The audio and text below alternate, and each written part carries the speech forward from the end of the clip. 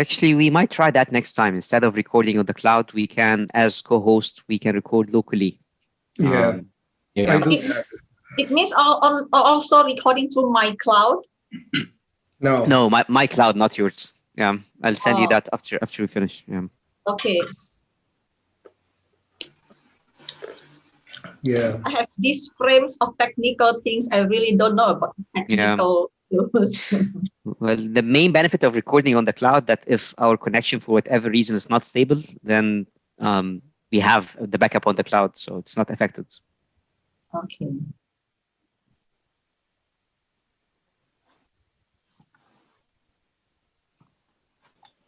Here he is, Adrian. Haha. He should be a co-host too. Yes. I don't know. I think so. He's in the leadership team. Okay. Adrian, so happy to see you. Hello, everyone. How are you? Hello. Hello, So Adrian. Adrian, I have talked with David that you will the person who pick up the questions and Okay. then pick up the most relevant questions. How David mentioned it, and then send it to WhatsApp to David. Okay. Okay. Okay. So That's will okay. you So will you do it alone, or do you want assistance from me? How? No, I think I can do it. I have here some material, so I can write. Okay. I select the most relevant questions. I send Okay. them to David. Okay. Do you Okay. want me? I will just write a question. No names, no countries. Usually we will mention about the name, and then Okay. David like you to send to his WhatsApp, right, David? Yes. So please talk directly, both of you. Oh. How do you like to make it? Mariani was very, very worried because you were not in the meeting. Yes. Yes. And I said, Adrian is sleeping yet. Yes. Who knows to wake up 1 hour after? Hi, Oh, Rafael. Yeah. Hi, Mariani. Hola, David. Hi, Mohammed. Hey. How are you? I'm good. What do you say? Bola the V. What Hola. it mean? Hola. Hola, David. Hola. Yeah. Hola. Hola. Not bola. Hola. Bola means bowl. Bola, Bola is a a ball. Oh, the same in Indonesia. Bola is also ball. Oh, really? okay. Yeah, bola, sepak bola, football. Yeah, exactly. Yeah, exactly. Wow. So hello is hola, only hola. Hola. Hola. Hola. And anybody Hola. knows who's Marche? He's been in No. the waiting room for quite some time. Hola, Adrián. Hola. ¿Cómo estás? Marzuki, how are you? Fine, thank you. Hello, Jermaine. Hi, Jermaine. Hello, Jermaine. Jermaine. Hi, Henrik. Hello. You, Jermaine.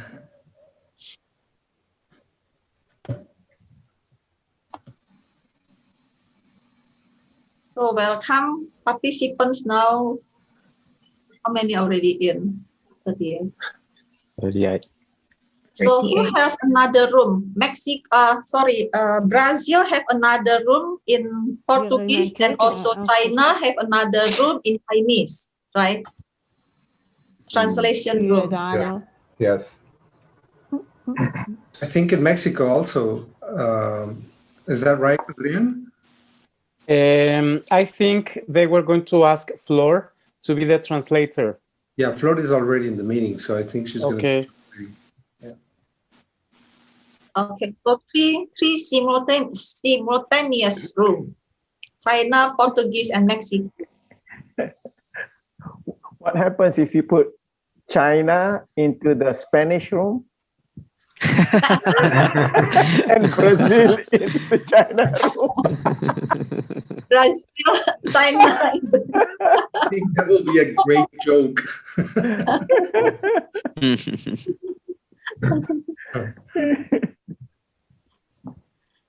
And who is PR? Hi, Sean. Great to see that you're still Hey, awake. Miss Vicky. Just. Hi, Mario. Hello, Mario. Good morning. Good morning. Good morning. Hey, Mario. Hi. Hi. Hi, Pak Indra. Hai, ya, merubahnya di mana ini? Rubah nama.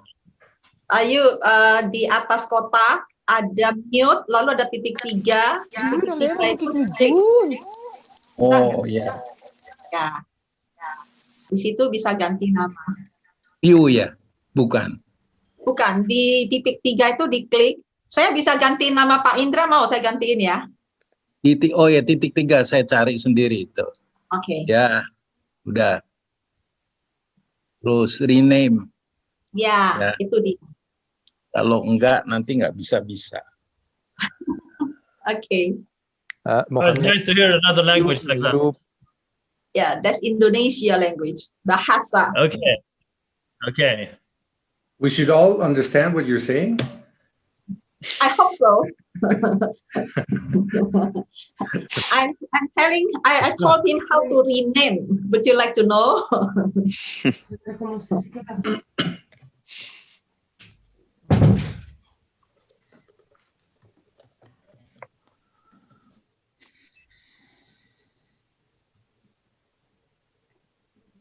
Good morning, Henrik. Good morning. Hi, Elvis.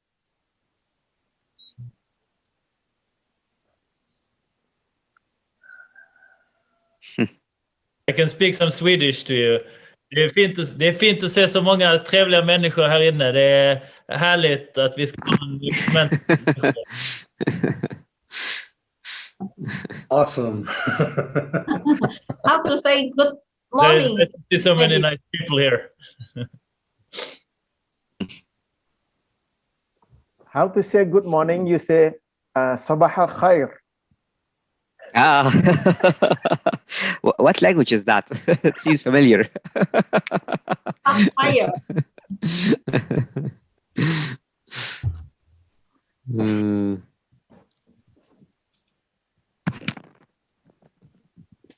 Hi, Roy. Long time no see, Roy. Hi, Bu Marani. Good to see you. Yeah, good to see you. Hello, everybody. Hello, Adam. David, Tarek, Roy, and all. Hello. Good to see you. So, do you see Bang Ideal? The big the virtual background behind is the house of West Sumatra. Someone called Ideal. So, Ideal, where are you? We can see the traditional house behind you. Yeah. Hello all. Yeah, hello. Alfie. Hello. Hello, Ideal. Hello, Adrian. Halo, Bu. Halo, Pak Indra. Ya. Bagus rumah. Good. Ideal is always in an ideal Traditional state. house. Yeah, in ideal state. In ideal state. So what is your ideal state, boss?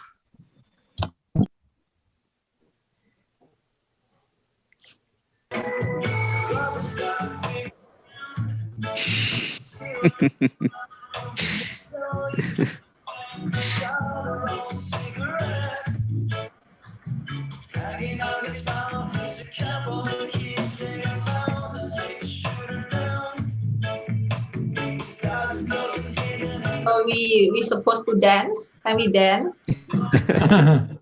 Inducing states. Inducing state, yes. Music is very effective in inducing state. Actually. Do you see the link Michael sent today to the mailing list? About the eye movement and also music. Yeah. Yeah. Yeah, I saw that video, so I thought maybe I can ask my granddaughter to test with her phobia of cockroaches. So next time she sees cockroaches, she move her eyes left and right laterally. See what happens.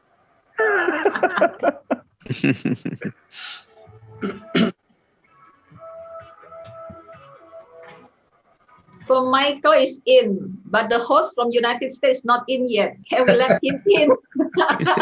No, we need to wait. Let's think about it. Yeah, we need to wait for Jason to let him in. iPhone is coming as well. iPhone, yeah. iPhone. iPhone is coming to the meeting. It's nice. So iPhone is from China or from US? We don't know. Don't know Steve yet. Jobs. Steve Jobs. So it's US. Wait for Jason. Hi, Michael. Good morning. Good morning. Good morning. Yeah. Morning. Doesn't need batteries and works in emergencies. It retails for $30. You can get it with the free offer. Yeah, I want that free offer.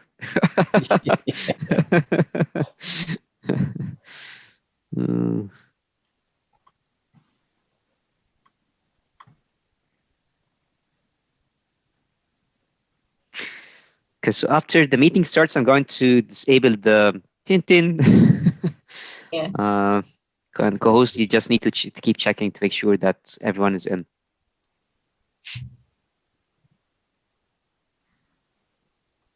So from which? Oh, Jason has not in yet. Let me No, check. let Mark which in, but Jason's not here yet. Let's see. Who else? Philippine. Aldam is not here yet. Philippine. Mauritius. So Wyman, you're supposed to be the co-host? Yes. Yes. Okay. Mohammed, can you enable me, please? Thanks. Yes. There's Dalton. Okay. And then Norway already, Belgium already. Okay, so only Jason. Singapore is only 2 persons. It's easy to recognize. I will let them in. Eldam's just joined in, so you can make him good co-host. evening. Sorry. Yes.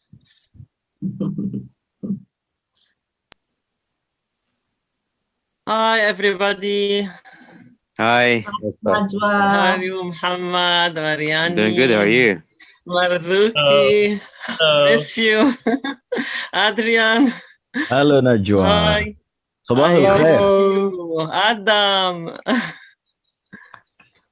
Hello, Adam. Ina. Hello. Good evening. Hello. Good evening. How are you?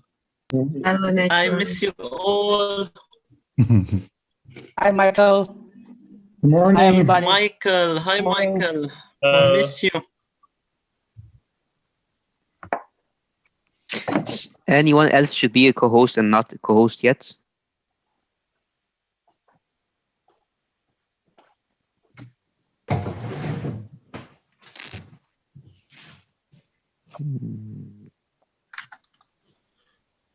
Okay.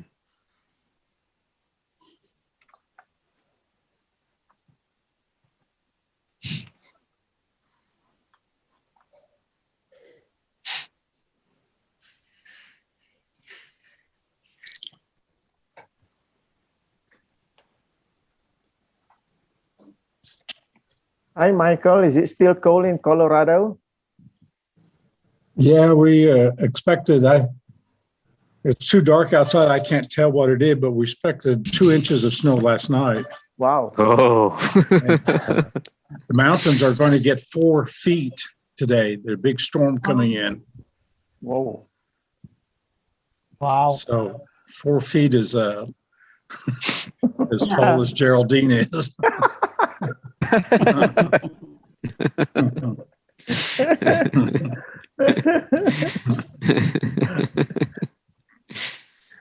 Mohammed, I've just let Jason in. If you can let Jason be a host, please. Mm-hmm. It's sweltering hot here Yes. in Malaysia.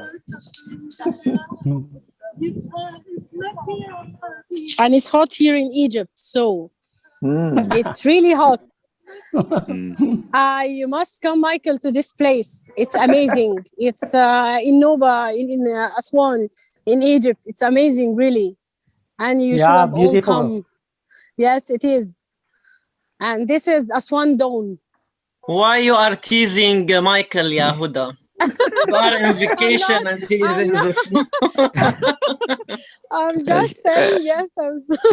Yeah, she's not teasing him because it was on the plan. Next time he's visiting, we're taking him there. Yeah. Yeah, it's an amazing area. Yeah. Yes, it is. It is. The mountains and the river and the Nile River, it's amazing, really. And it's too clear here. I can't find Jason. Did he join? I'm here. Oh, his name already here. Jason. Hello, Jason. Hello, everybody. I think you're still sleeping.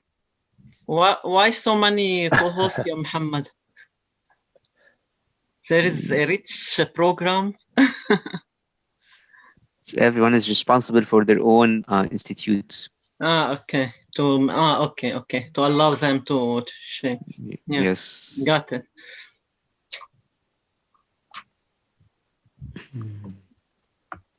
Hi, Geraldine. Hello, good morning. How are you? Good Miss morning. you. Good evening. Good morning and good evening, good afternoon. Good night. Geraldine, I was talking to Michael now and tell him you must visit this place when you come to Egypt. It's amazing. See, this is Aswan Dawn, and it's the river and the mountain, and there are the rooms here. It's really a very nice place. You really like it.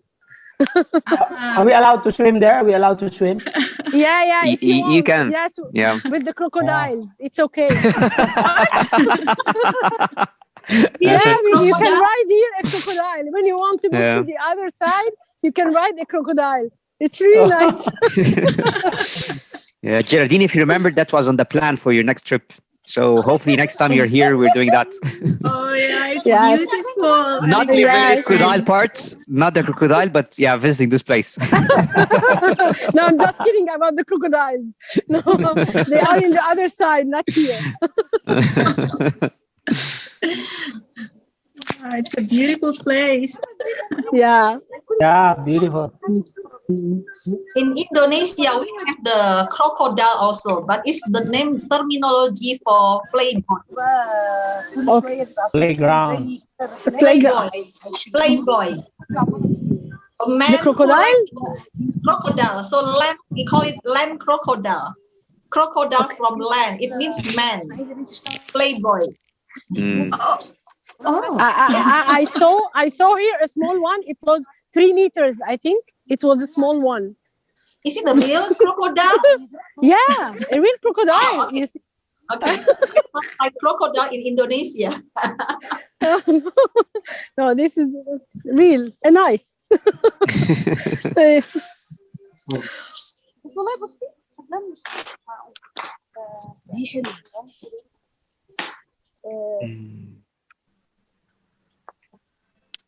Want to pick up a bit, like What's that?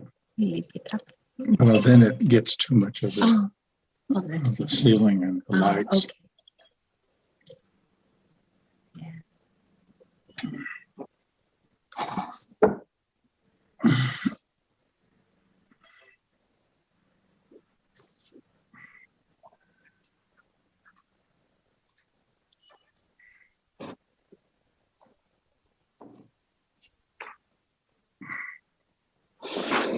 Okay, so I'm going to mute the Tintin for people coming in. Getting ready for the events. And co-host, please keep checking to make sure that everyone who should be in is in.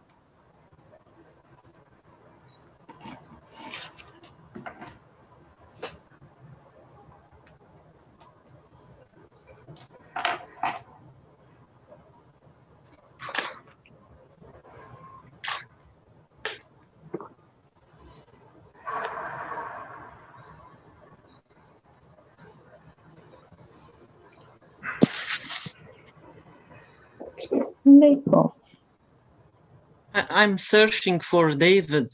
I have to check all. Here is he. Hi, David. Hi. Miss you. Good to see you. Thank you. You too. Dorota.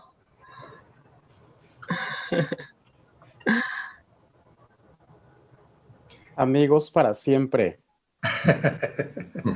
Amigos para siempre. I miss the song.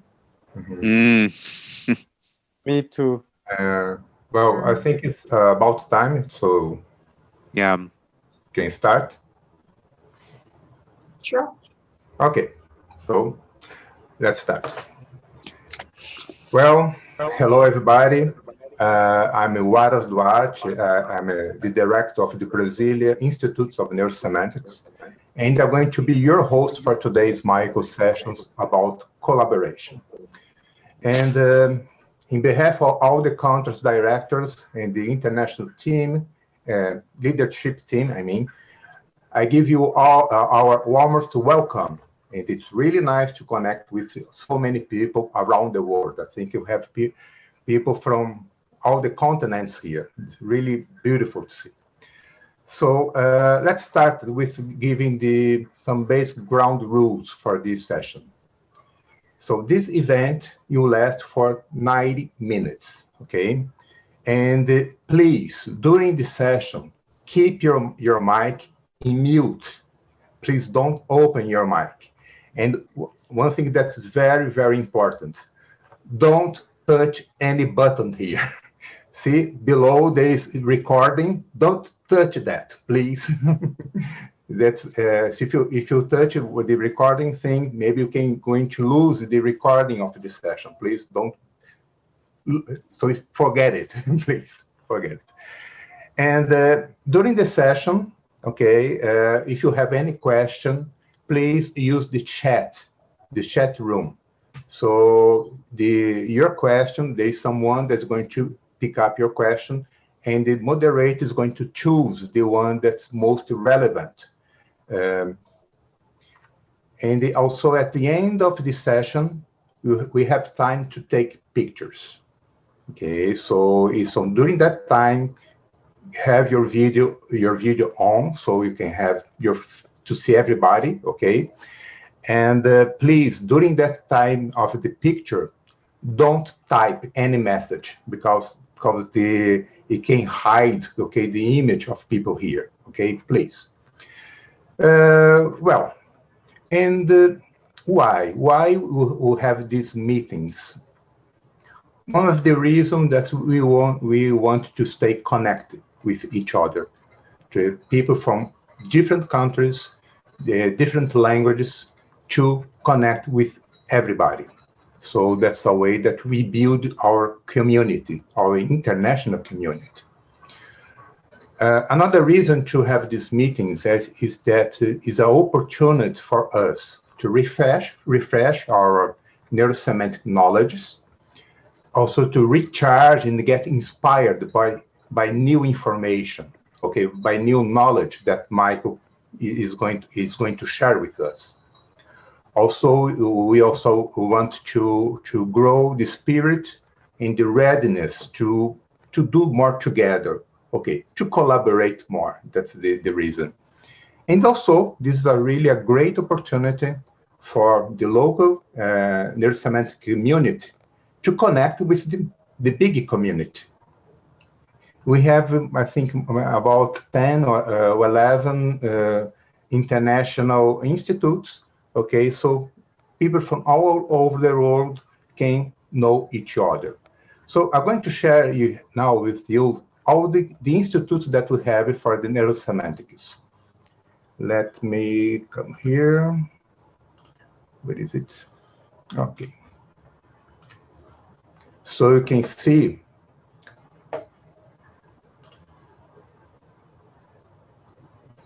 okay. So you can see all the people that are working on the background to build this beautiful community of people that want to live better, live happier. Let's see. Whoops.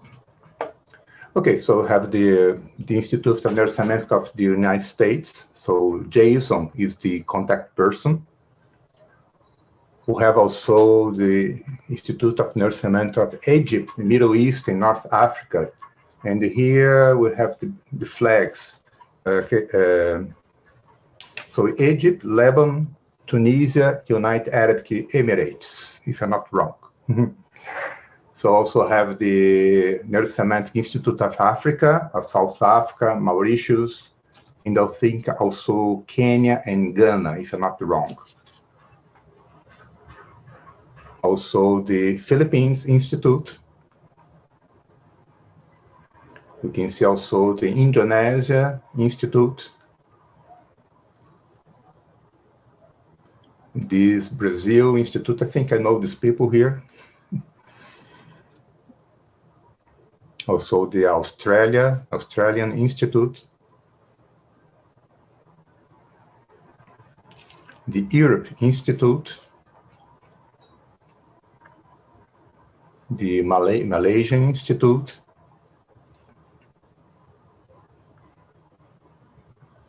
The Latin American Institute.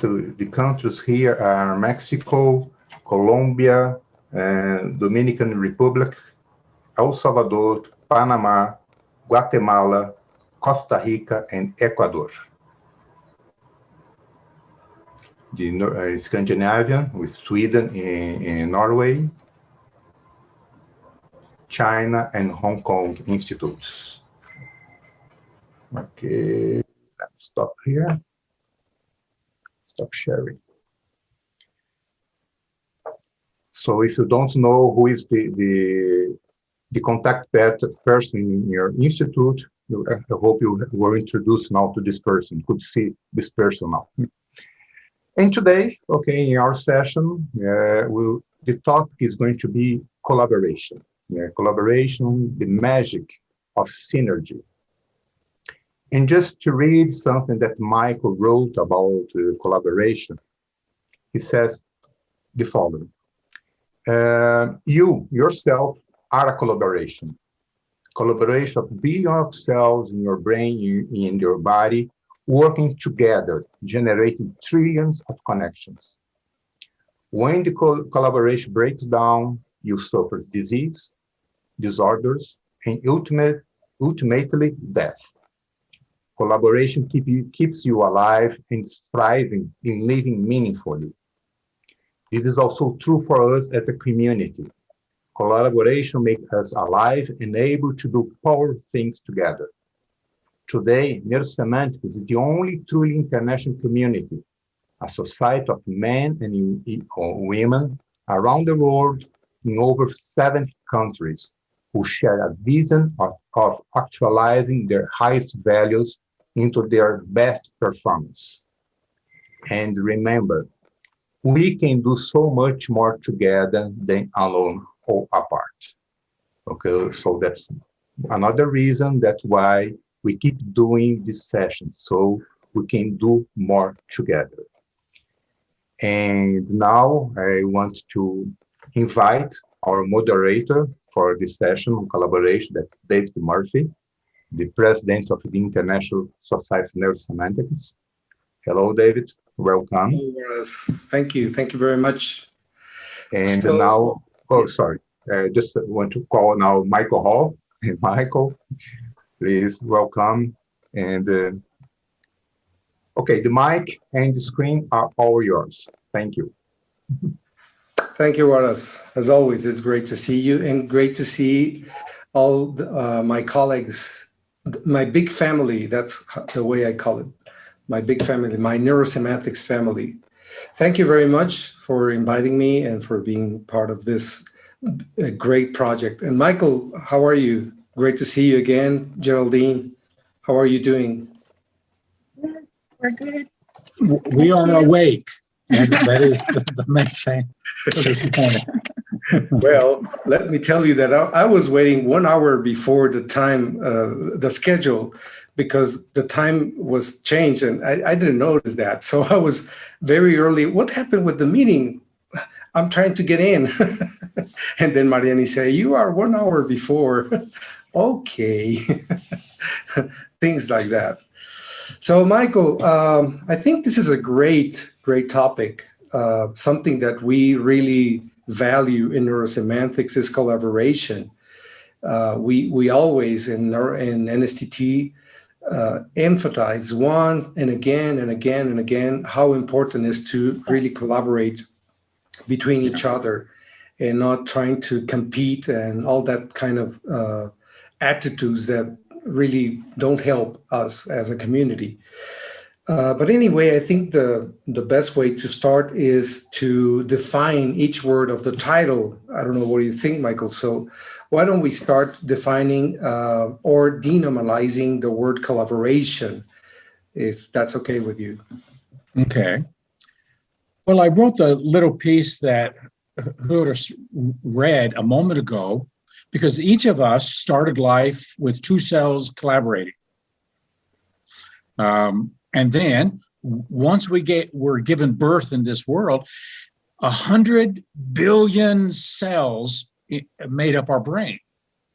100 billion, which creates something like 15 trillion interconnections.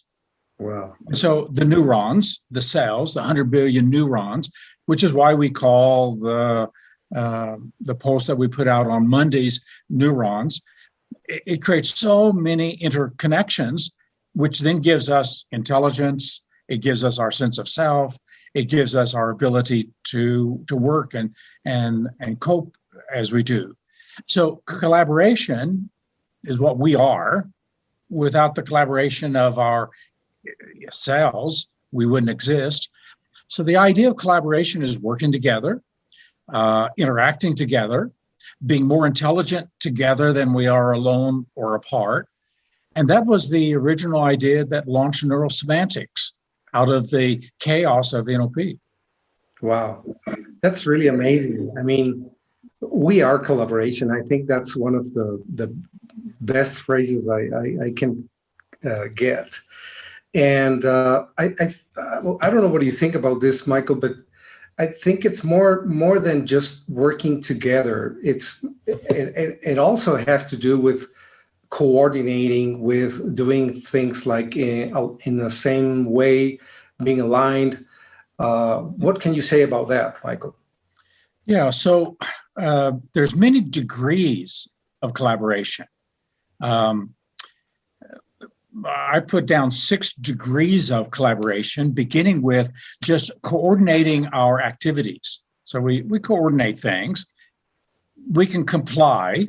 So that would be a real low-level form of collaboration, complying. We comply to some authority. We comply to someone who is in charge. And so we go along with, but we're really not intimately involved. Then there's coordination. So now we're coordinating our schedule, our energies, our time, and there's coordination going on.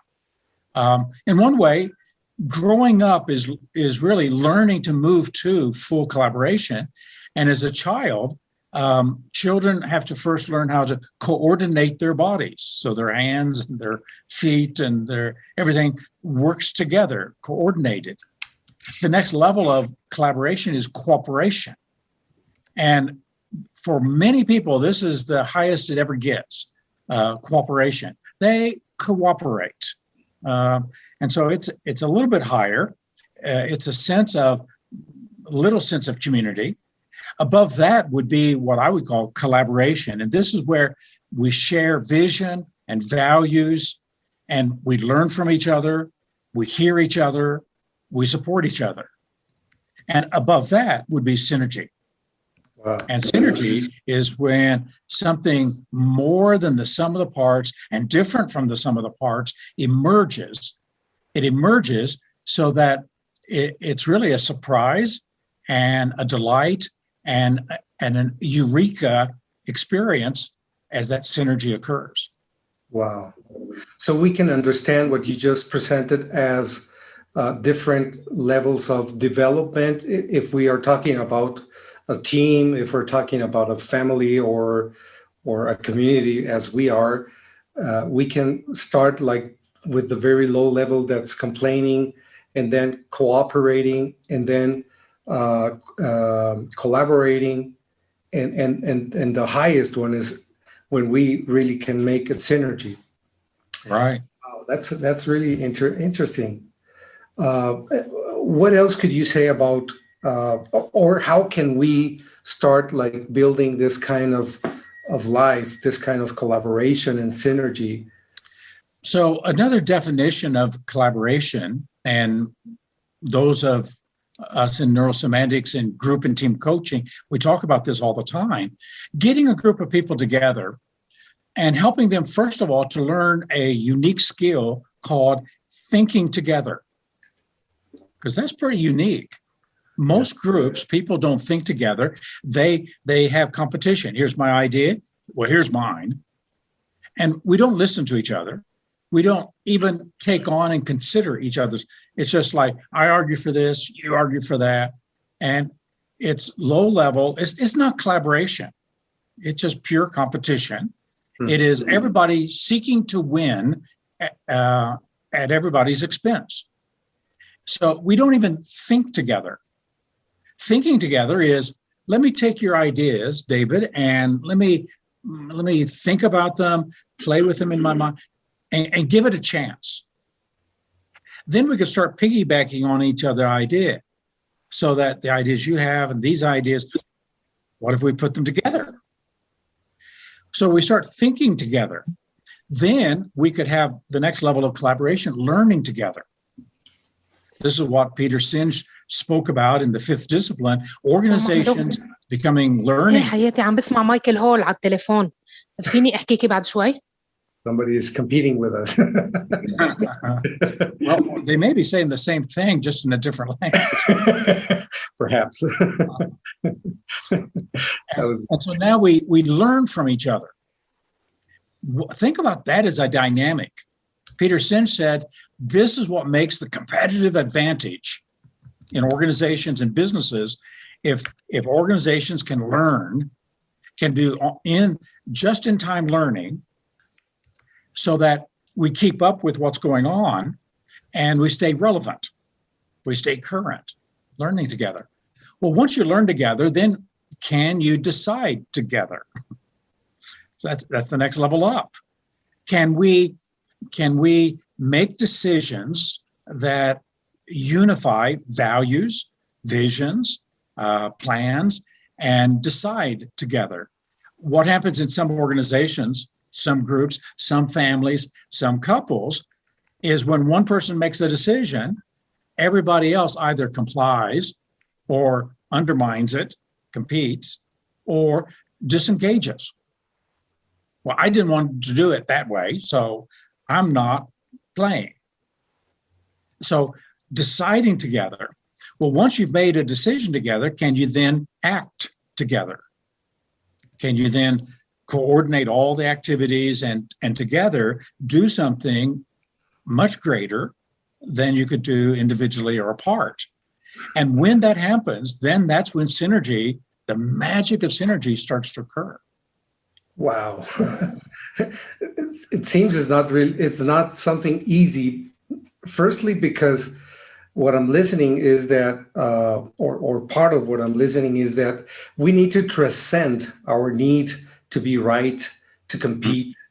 And perhaps from the NLP perspective, we need to play more like in a second position and taking really on consideration what others think, the proposal of other people. Wow, that's really amazing.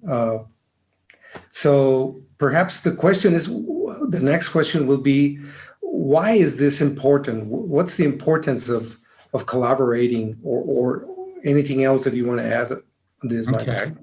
Yeah, I wrote down, because that's such an important question, I wrote down 10 answers to the why collaboration is so important. And that's because most collaborations don't work. So you think about, most marriages don't work. Yeah. Most businesses work for 3 to 5 years and then fall apart. Businesses and organizations that last 20, 30 years are rare. So most of the time when people try to work with people, as you just said, we get our own egos in the way, we get our views in the way, and we don't really know the skills of collaboration. So one reason is because people don't understand how important it is. So it's important, first of all, it is the most natural thing. If we are a collaboration, collaboration is the most natural thing. In the body, when our body doesn't collaborate with itself, we get sick, diseased. Cancer and other autoimmune system diseases are diseases where collaboration is broken down. In a society becomes cancerous. And it fights against its own self. It consumes its own self. So it's natural.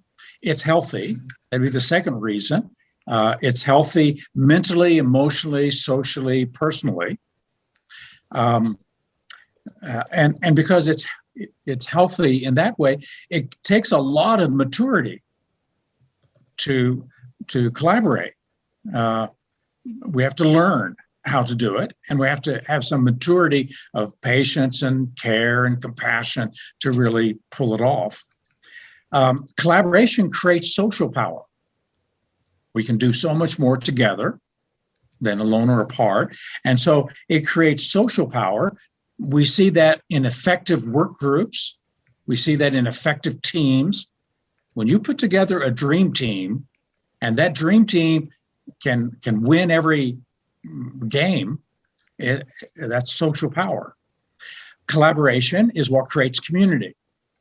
So if we don't learn how to collaborate and really do it well, we're not going to have real community.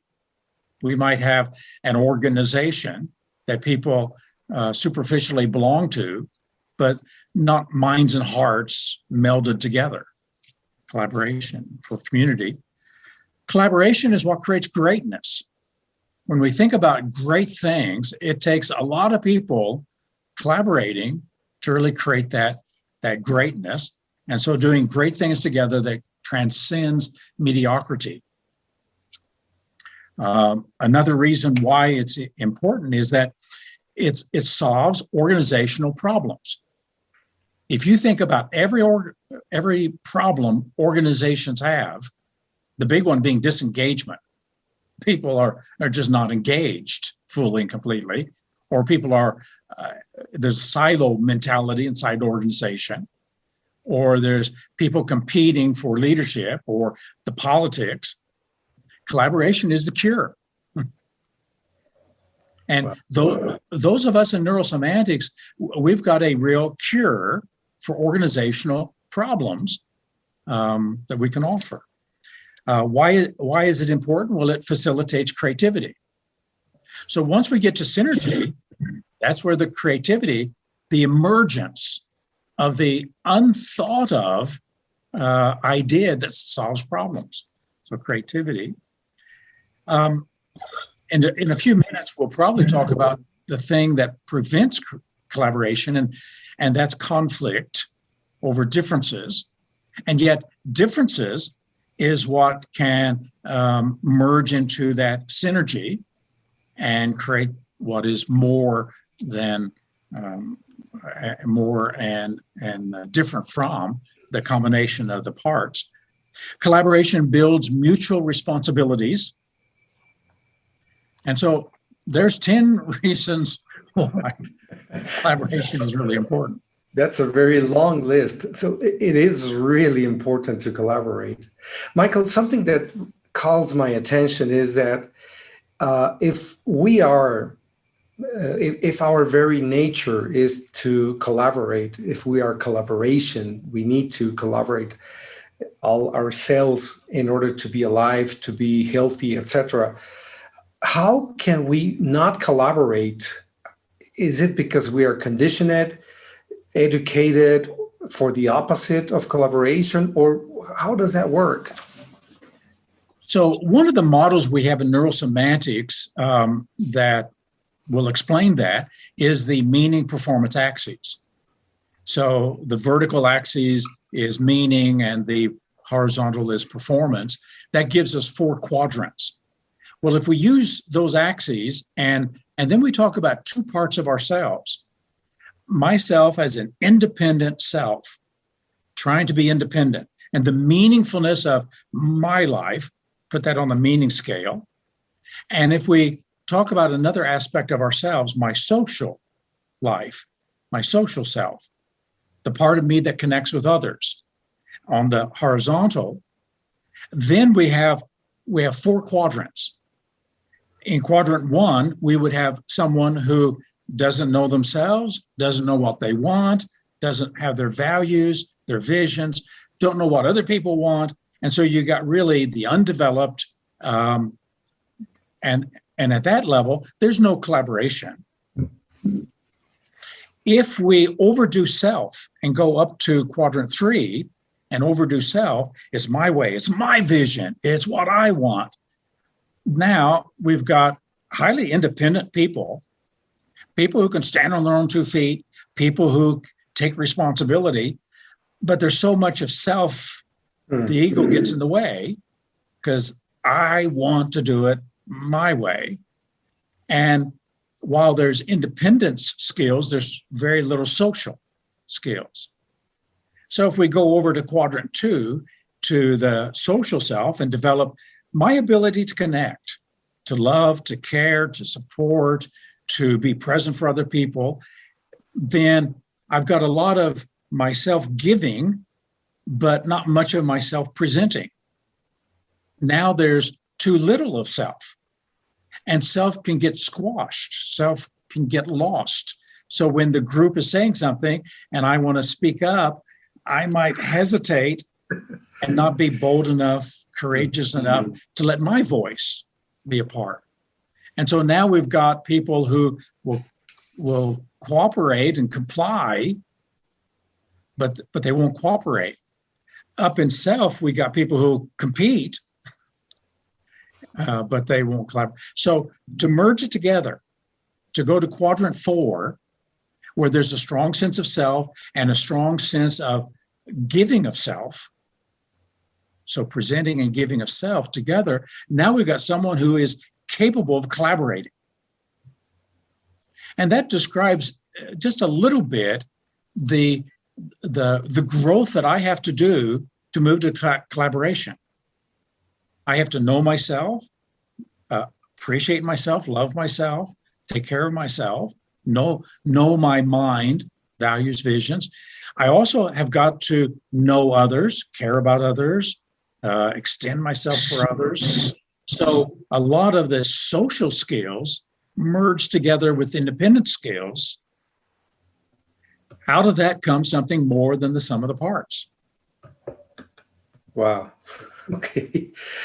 Michael, so I think you started already to give us a little bit of the answer of how can we become more collaborative? How can we, what will be like the first steps to in order to be more collaborative, to have that attitude? What would you say to that? I think the first thing is understanding the importance of it. Okay. And then believing in the possibility. So here's another one of those hidden frames that's in the back, the assumptions.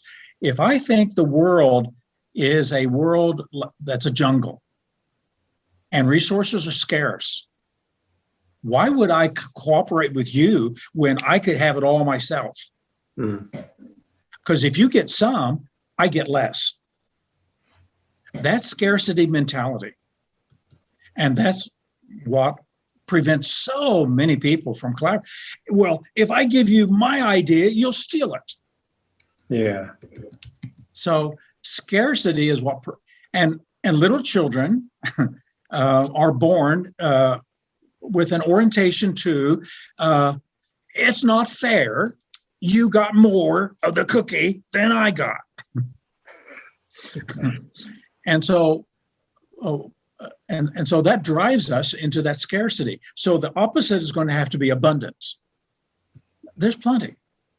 We don't live in a jungle. We live in a resource-filled world. And that's true physically, If you watch the history of humanity, we have predicted the end of the world so many times. We're going to run out of fossil fuels. And how many times has that been predicted? Again and again. And then we learn how to use less and get more out of it. Getting more out of less is the definition of wealth.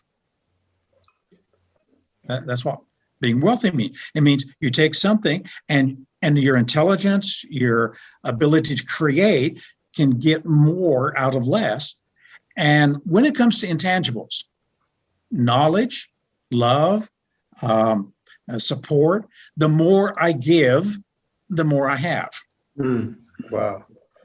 And so abundance is an abundance mentality, belief in abundance, commitment to abundance is going to be the foundation for collaboration. Wow.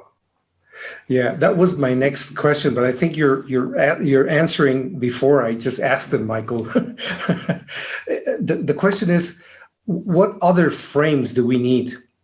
What other beliefs do we need to really hold in mind in order to be or to perform more collaborative? Yeah. When I think about this first one, from scarcity to abundance, that was the death knell of NLP. When I came into NLP, there was already 3 camps of people arguing over intellectual property. And they were already arguing over who has real NLP, who has pure NLP. And they were already in that battle. And by 1995, when NLP just fell apart in terms of really collaboration, it was everybody holding back, refusing to share ideas. And so because we weren't getting ideas back and forth, it wasn't developing. And that's where neurosemantics came in, and we became really the most creative community in the field of NLP, because we were launched from the idea, let's collaborate. And when I give you my best ideas, I've lost nothing. Yeah, exactly.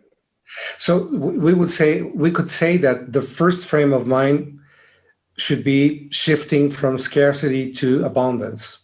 Yeah. You also mentioned, I don't know, perhaps this could be a good frame also, or a good belief, is that collaboration isn't in our nature. We are created by collaboration. Could that be a good frame also? Any other frame or belief or intention that we should adopt in order to be more collaborative? Yeah, I think those would be the first 2 frames to identify as to help us to get there. Probably out of some of the things said earlier, collaboration is a maturity. Okay. It takes mature men and women to collaborate. People who still have a childish idea, it's mine. And we see this when a trainer or a coach says, my client. Yeah. And I can't share my client. We don't own other people. Yeah. The days of slavery are over. Yeah. And so so it takes maturity. And so am I willing to be bigger and more mature, more patient, considerate, thoughtful, taking second position so that I can become more collaborative? Awesome. And you also already mentioned many possible intentions. The intention, I think the benefits or the importance of being collaborative could be like really strong intentions to be more creative, to add more value, to give more to the world, etc. That could be some of the intentions. Right. Something else? Yeah. So another one is a community that collaborates, it enriches every member of that community, which is why we say, one of our little mantras in neurosemantics, we can do so much more together than alone or apart.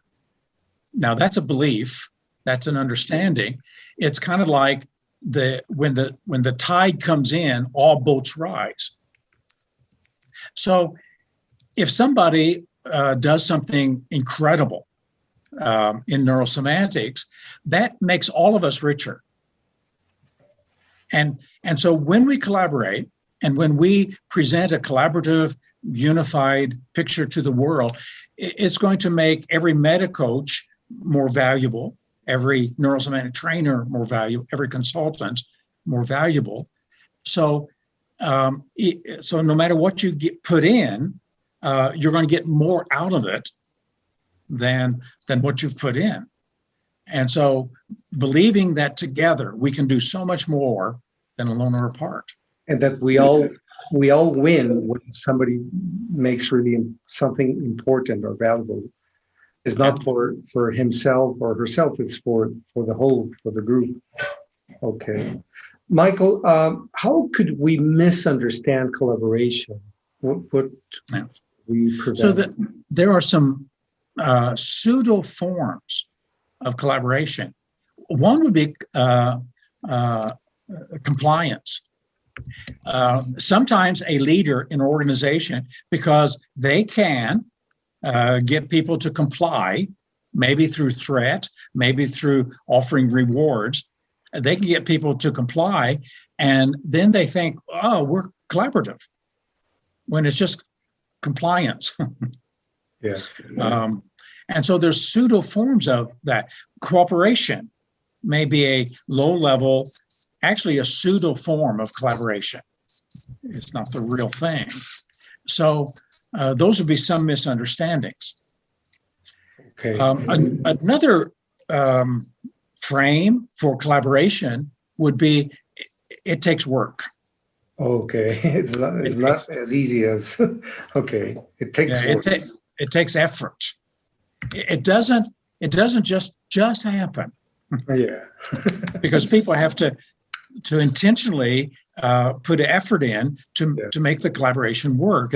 And when we look at the stages of collaboration, so when we do the trainings on collaboration, we talk about the 10 steps, the 10 stages. If you want to create a collaboration with somebody and how to do that, or if an organization wants to create collaboration with another organization, that there are stages to it. It can be a lot of work. Yeah. So we could say that collaboration is not aligned with the fast food version of life. Okay. Michael, any other consideration or any other thing that you want to add before we go to some questions from the audience? So once again, if everybody has a picture of the two axes, independent self and social self, then as we move through there, we go through certain stages. The very first one is conflict. Okay. And this is one of the reasons it's not easy. So many people are conflict avoidant. Because what do we bring to the collaboration? We bring differences.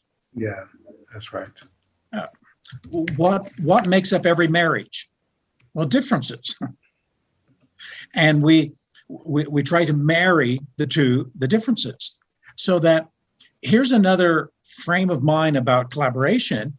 Our differences makes us stronger. Our differences can be put to use so that your difference makes me richer. My difference contributes to the whole. And so productive conflict is the first stage of moving toward collaboration. Because if I can't get through and develop productive conflict, where I listen, I pay attention, we try to merge, we try to figure out things that pull us together, then we can't move to the next stage. And right after conflict is creativity. Okay. Because what is creativity but merging of differences? Okay. So we need to have, if the first stage is conflict, productive conflict, we need to have a good relationship with conflict. And that means to have the frame that you already said. our differences makes us stronger. Is not about who's right or who's wrong. Right. Okay. And then the next stage is creativity. What other stages does collaboration has? Well, just to stay with that for a moment, this is where NLP should have been the pioneering field in this area, because usually when there's conflict and differences, it's at the surface level. And if we just start asking the meta question, when you get that, what are you going for? And when you get that, how is that important to you? Mm-hmm. When you get that, and if we do that with each person, we eventually get an agreement frame. Yeah. The agreement frame is the internal core of productive conflict. And we in neurosemantics, we in NLP, that's home base. Of course, yeah. And so it should be so natural. So the first thing we do, look for the positive intention behind what seems like a conflict. Wow. So it's looking for the intentions. In a certain level, it's going to be like an agreement, because we're talking about values and not about the differences. Wow. And that leads to the thing that magnetizes collaboration is vision. So I'll get through the conflict, I'll get through the creativity, I'll get through the organizing, all the processes to get there, because there's a vision pulling me forward. Mm-hmm. There's values and visions. And in neurosemantics, our vision is helping people step into excellence to be the best version of themselves.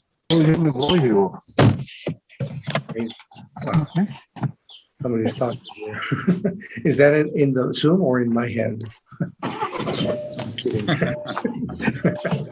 Se estaba vistiendo, pero... Okay. So can we move now to the next stages, Michael? So the first thing is to have a conflict, a productive conflict, just to summarize, and that means having a good relationship with conflict. That means to follow our values and visions and looking for the intentions of each part of the differences. And once we have that, we have a conflict, a productive conflict. What's next? So what comes after that is now we can start creating together. Okay. So creativity, we got a plan. We've got a project that we're working on together. And so we start creating and putting that together. Well, anything that we're going to do together, we're going to have to organize it. So this is where organizing ourselves. Who's going to do this? Who's going to do that? When you're going to report back? What troubleshooting may we have to do if it doesn't work at this certain time? And so we organize ourselves together. And so an organization, that would be the next level of putting it together. And simultaneously, to have the organization, you've got to have some leadership. Okay. You've got to have some collaborative leadership who's pulling people together, getting people into the right seats on the bus so that they can work together. And we've got our ground rules, we've got our ways of interacting so that we can do that. And then after that, as it keeps developing, everybody becomes co-leaders. Okay. Okay. So the order will be, or the stages would be, we start with conflict, we create productive conflict. Then what comes from that is pulling together ideas, differences. That means being creative. And at the same time, that means to start organizing, setting roles, having some leadership. And from that comes co-leading. Everybody becomes a co-leader. The only rephrasing I would do is it starts with differences. Okay. The differences is what clashes. Okay, perfect. And the clashing if you have a good relationship to conflict, the clashes is what creates energy. Okay. Because now we're getting real with each other, we're being authentic with each other, and we're saying what we really think and feel, and then working it through. Perfect. Okay. So once we have the co-leading, everybody's co-leading, what comes from that, or what's next? Well, now as a collaboration, you're actually able to now start doing what you're planning to do. Okay. So let me mention that there's many kinds of collaboration. Okay. I've got a list of 7 here. Okay. There's an ad hoc collaboration. Something happens, we got to solve a problem. Hey, you and you, come over here. Let's see if the 3 of us can figure this out and work together and solve this problem. And it could take 1 hour. It could take 1 month. Okay. Ad hoc collaborations. Okay. Then there's long-term collaborations, which is what teams, groups, committees, boards are. So they're a collaboration that is designed long-term to run an organization or to be a team. There's crisis collaborations, and that's where an emergency team would be put together to resolve something. A tornado comes into town, here's an emergency. So we put together a collaborative group of people who have skills who can handle that. A flood occurs, well, we need a different emergency team. So then there's interpersonal collaborations, and that's where 2 or more persons get together for a common vision. Okay. So 2 people get together. Let's do a study group. Let's do a meta coach chapter and study axis of change. That'd be a collaboration. So it's interpersonal. There's interorganizational, 2 organizations collaborating. There's the leader-driven collaboration. This is a common one. A person has a sense of, I want to do this. And so that individual says, who wants to follow me? Who wants to be a part of it? So it's a leader-driven collaboration to fulfill that person's vision. That's how neurosemantics started. Bob and I and Robert Olick got together and we were brainstorming, and we said, why don't we create the NLP version of collaboration? Wow. And so then once we set up the vision, people said, can I join? Can I be a part? Then there's recreational collaboration. And this is where we get together and just play a game. We have fun. We go do something together. We go white water rafting together. And so it's just recreational collaboration. So there's lots of collaboration. And when you are thinking about collaboration, deciding what kind of collaboration are we wanting to put together? Because we humans, we do this all the time. Yeah, exactly. We just need to know how to do it with more expertise. Michael, I just missed the second one. After ad hoc collaboration, what was the second one? Long-term. Long-term, okay. Okay, and I think, I don't know what you think about what I'm going to say, but I think collaboration always starts with a conversation. This comes from the example you gave us between you and Robert and Bob Bodenhammer. It started with a conversation. Exactly. What could you say about this? Something to add? So that's essentially the second step, could be the first step in any collaboration you want to create. You start a conversation. You make an invitation. So you invite someone to do something with you in service of some vision. And so that's how it gets started. Many times we make an invitation, the other person doesn't respond to the invitation. Yeah. But if they respond, now we got a possibility of creating that collaboration. Great. Let me go to some questions from the chat. Well, the first one is, I think you answered that one already. What's the difference between cooperation and collaboration? So I'm gonna jump that one. What will be the conditions and the final goal for collaboration? Well, and somehow you answered that one, but anything you want to add? It's going to be different every single time. So it depends on the kind of collaboration. Recreational collaboration, the end goal is enjoying each other's presence. Having fun, yeah. Having a good time. Ad hoc, solving a problem. So the problem is resolved. Long-term collaboration, like neurosemantics, we have no end goal. So the objective is to continually be a collaborative, supporting community that keeps learning, growing, developing new tools for coaches, consultants, trainers. There's no end goal. Okay. Okay, so each one has different goals. Let me see one more. What is the connection? Jane says, what is the connection between self-confidence, collaboration, and ego?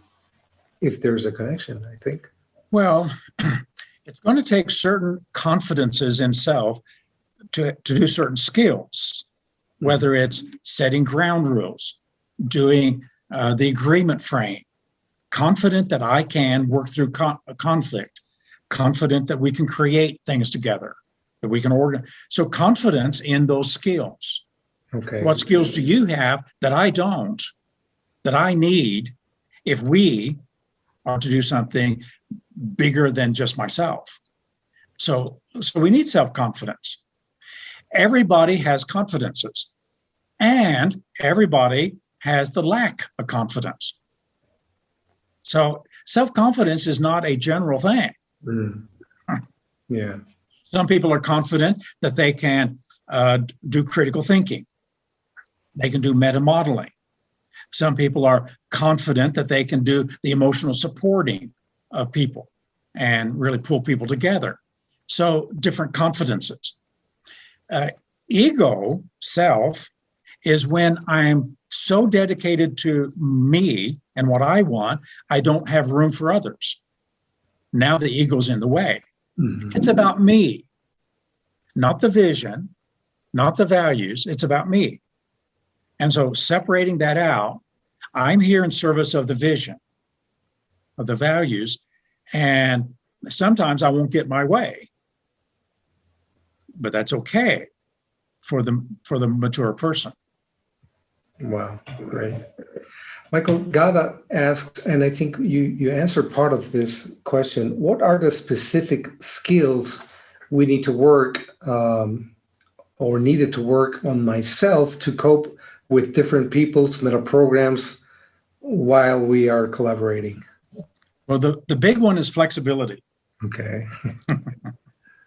The more rigid, narrow, minded, dogmatic, impatient, collaboration is not going to. So flexibility to adapt. Once again, NOP should have had the patent on collaboration because we learn to pace, we learn to match, we learn to adjust to each other. The person who has the most flexibility has the most influence in that system. So we should have the patent on this. And so flexibility to adapt and that abundance mentality, everything doesn't have to be my way. That's pretty childish, pretty immature. Yeah.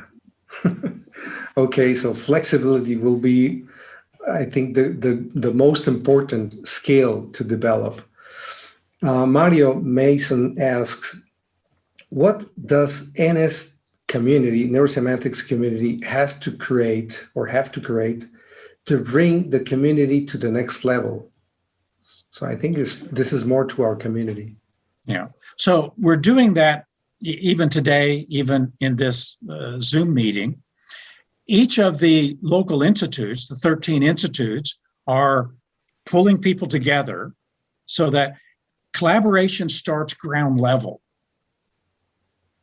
So we've asked the trainers to collaborate together in your country or your region and collaborate until there's a strong neurosemantic institute in that country. Inside that institute will be the meta-coaches. There'll be the people using neurosemantics for teaching or consulting or parenting or whatever they're doing. The more we work together collaboratively at the local level, the stronger it is. And when we have strong institutes and we learn, and the institutes learn from each other.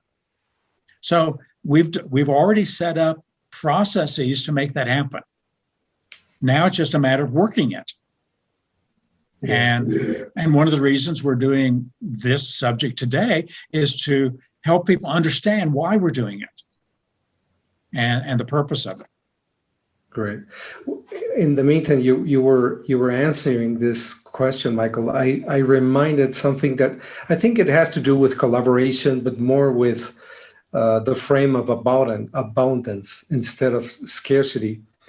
When the pandemic started, I remember that all my schedule, I think that's common for almost everybody here, was canceled. So I started like being worried and thinking about how can I face this, and my saving, I'm gonna lose all my savings. And so I was very worried and I was very self-oriented. And I started to do many things and many effort that they were not working. It was like wasting time and wasting my patience and wasting my, I was getting very stressed, etc. But then I shift my mind and I said, okay, how can I add value? How can I work for others? How can I bring something value for people? And I started collaborating with a company, real estate company here in Mexico, and a very big one. I think it's the most important one. And I just gave them, I think like 10 short meetings, 30-minute meetings. When I was presenting, I was just presenting some topics, some things to help people to face the pandemic. And after a while, they call me and they say, we want a training from you for all the people from. And I was, wow, this is just amazing. Just giving. I think that's really, really important. Yeah. I just wanted to share this. It's one of the dynamics that makes collaboration work. It shows goodwill. It builds up trust. And those are key factors for moving and doing things together. And so the more we can show goodwill, generosity, kindness for no reason, without getting something immediately in return, it creates that sense of trust. Here's a person who cares and is willing to extend himself or herself. Exactly. And I think it's more powerful when it's genuine, but when it's real, when it's not because I'm wanting to get something, it's just because I want to give something, right? Francisco has one question. He's asking, how do we manage mismatcher while collaborating? Yeah, that can be a challenge. Mismatching.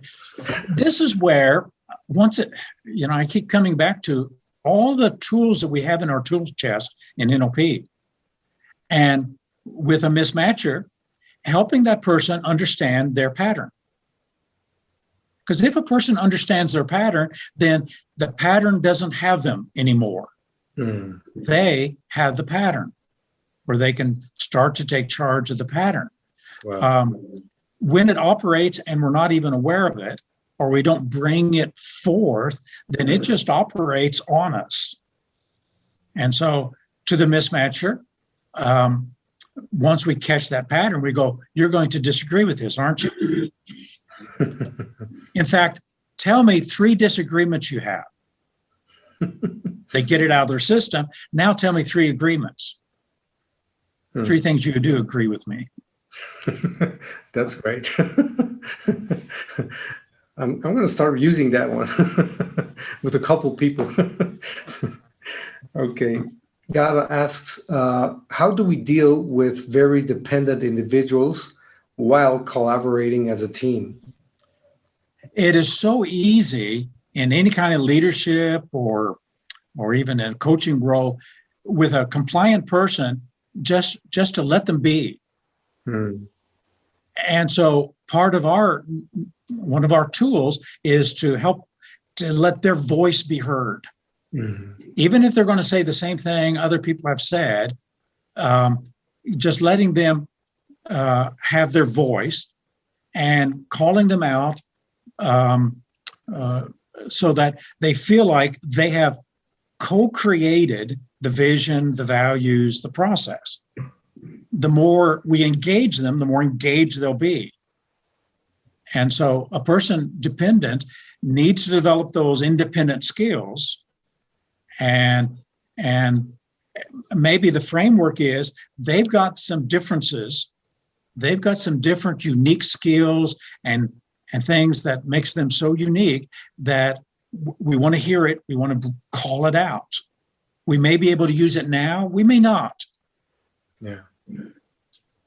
So it's like giving everybody the chance to say what they want, to be themselves, and not like punishing or talking wrong about somebody or putting wrong to somebody. Okay, giving space to everybody. Yeah, and this is where it works so well in small groups.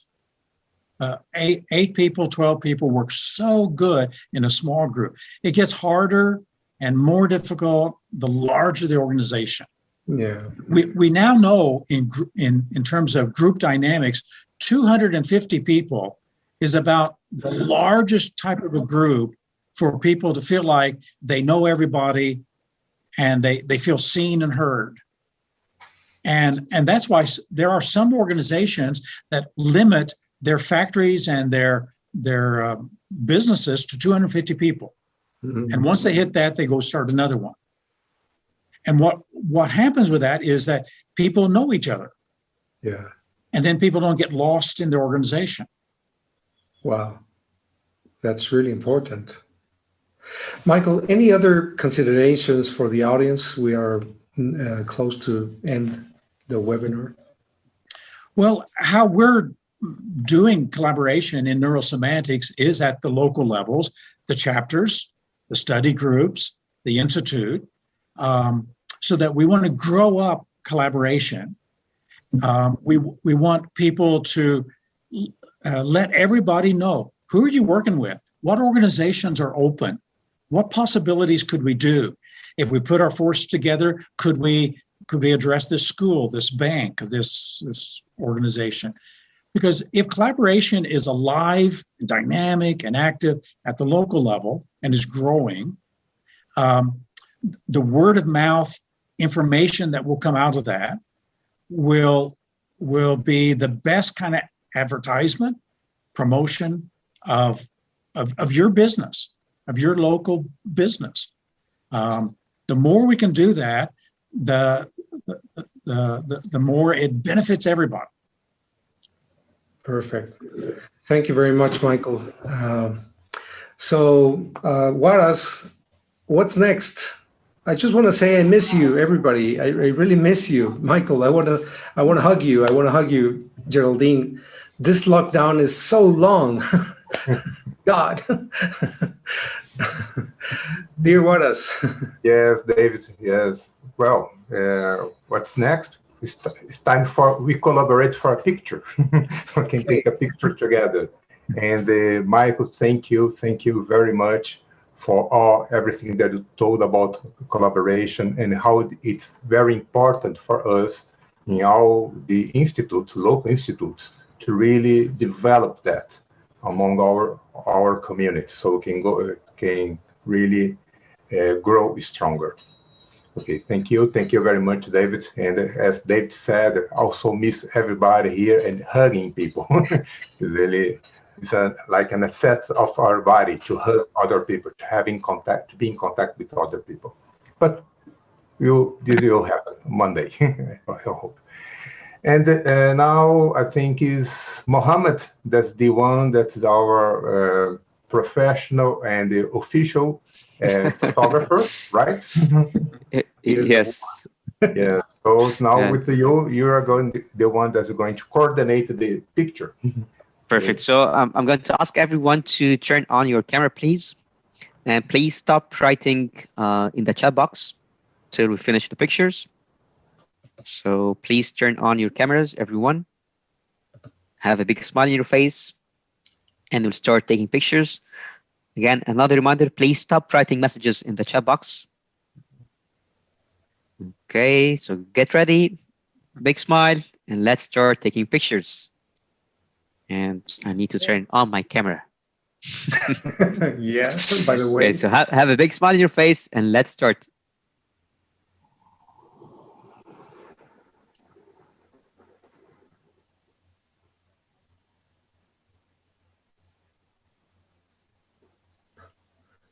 I had pain in my face.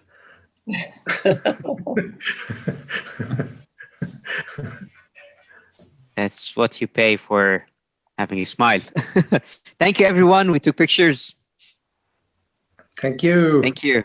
Thank you. It was wonderful. Thank Thank you. you very much. What is your Thank you. microphone is off. Thank you. Thank you. Thank you. you. Michael, Thank you, David. everyone. Mohammed. Thank you very much. Bye. Thank you. Miss you all. Thank you, Michael. Thank you, Geraldine. Mexico. Dr. Mohan, Michael. Bye. So much. Bye. Good night. Good night.